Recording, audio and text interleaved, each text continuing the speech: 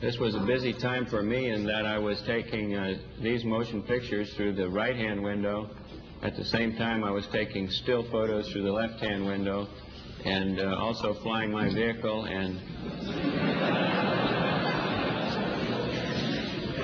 probably poorly, and taking a close look at the limb as he turned around. It's quite important not to stub your toe during the final phases of touchdown. And after landing, we felt very comfortable in the lunar gravity. It was, in fact, in our view, preferable both to weightlessness and the Earth's gravity. Those of you who followed on the ground recognize we missed our estimate by a good deal.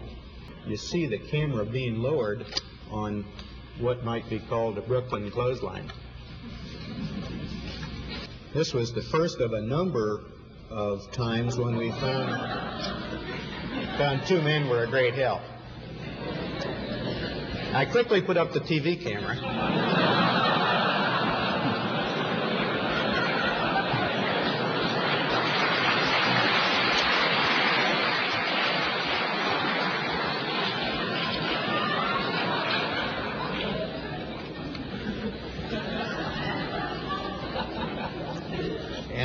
And then, more leisurely, Buzz and I joined together to erect the American flag. So many people have done so much to give us this opportunity to place this American flag on the surface. To me, it was one of the prouder moments of my life to be able to stand there and quickly salute the flag. The rest of the activity seemed to go very rushed. There were a lot of things to do, and we had a hard time getting them finished. And the ascent was a great pleasure. It was very smooth. We were very, very pleased to have that engine light up. This was a very happy part of the flight for me. I, for the first time, really felt that we were going to carry the thing off at this stage of the game, and it looked like,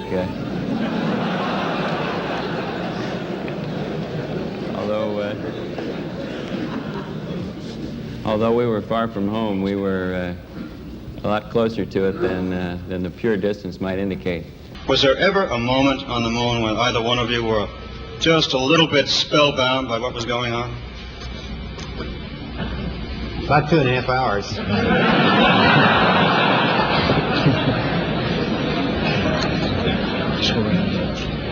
Sort of what your inner feelings were, whether you felt you were standing in a desert or this was really another world, or how you felt at that point. Well, there was no question in our minds where we were. We'd been orbiting around the moon for quite a while. At the same time, we have experienced 16G before. How do you view space exploration as a relative priority compared with the pressing needs of the domestic society and the world community at large?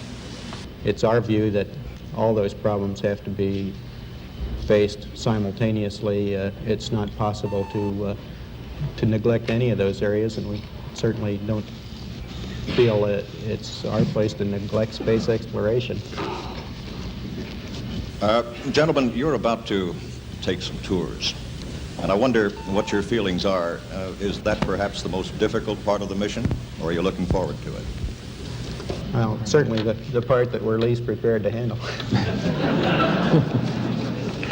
How do you propose to restore some normalcy to your private lives in the years ahead? I wish I knew the answer to the latter part of your question. Kind of depends on you.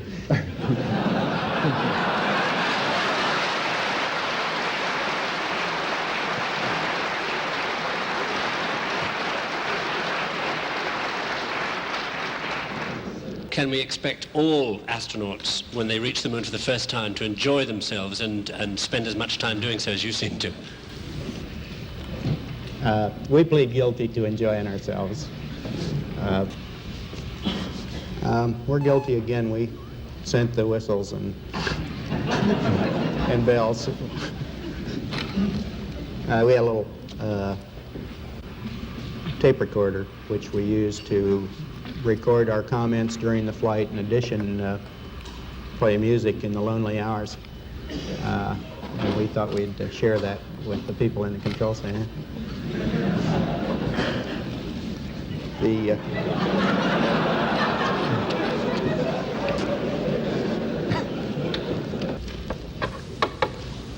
Well, everybody looking at me? Based on your own experience in space, do you or any of you feel that there will ever be an opportunity for a woman to become an astronaut in our space program? Yes, I hope so.